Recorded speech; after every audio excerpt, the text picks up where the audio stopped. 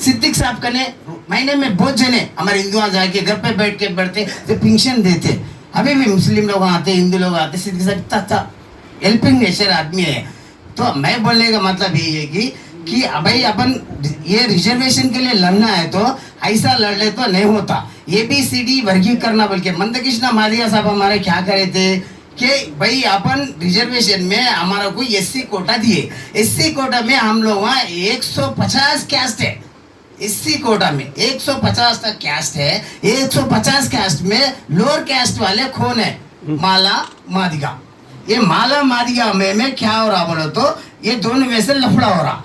तो इसमें माला जात में एक कैटेगरी वाले पूरे एजुकेशन परफेक्शन पूरा हो गए।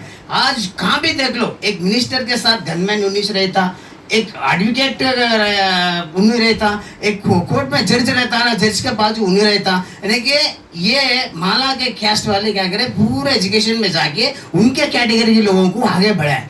एक मादिगा कैटेगरी वालों को पीछे ढकलने से क्या हुआ बोलो तो ये कृष्णा मादिया साहब ABCD वर्गीकरण करो, हमारे को 1 रुपये गवर्नमेंट दे रही, तो 1 रुपये में हमारा कैस्ट का 1 रुपये में से 8 आना हिस्सा हमारा को दो, 8 आना हिस्सा उनको दो। हम नहीं यूज करें तो हमारा हिस्से में से ये 8 आना इसी रहना चाहिए कि हमारा बच्चे कल बड़े हो के ये 1 रुपया यूज कर सके।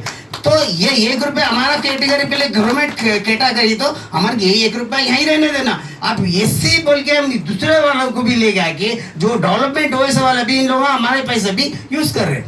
तो ऐसा ही चीज अपन ये आज ये काउंसलिंग लगाए से वाले भी अपन क्या कर रहे हो तो एक बड़ा सा जलसा करना चाहिए। जैसे कि ये स्टेडियम है अपना लाल बहादुर स्टेडियम, आगे स्टेडियम में एक दिन पूरे तेलंगाना के पूरे हर एक जने को मिला जुला के एक बड़ा ट्राली लगा के ये पूरा लारियां भर के एक बड़ा मीटिंग बना के एक बड़ा जलसा करने से जब गवर्नमेंट को ये बात पहुंचती कि भाई कितने जने हैं, ये क्या लोअर कास्ट वाले माइनॉरिटी में भी इतने गरीब है, इतने जनों के लिए कुछ तो भी करना बोल के ये मैसेज यहाँ तक ही नहीं, तेलंगाना की गवर्नमेंट तक ही नहीं और बहुत आगे सेंट्रल गवर्नमेंट तक भी जाती है। ये पसबंदा के लिए बहुत जने कैटेगरी के लिए अगर कोई भी हुकूमत करना चाहेगा बराबर ये इलेक्शन के अंदर ही होता, लेकिन ये करने के लिए एक आदमी आप ऐसे बड़े भाई आप बहुत लड़ रहे तो इनके ऐसा एक आदमी धरना देके बड़ा एक चौकी बैठ के अगर करेंगे तो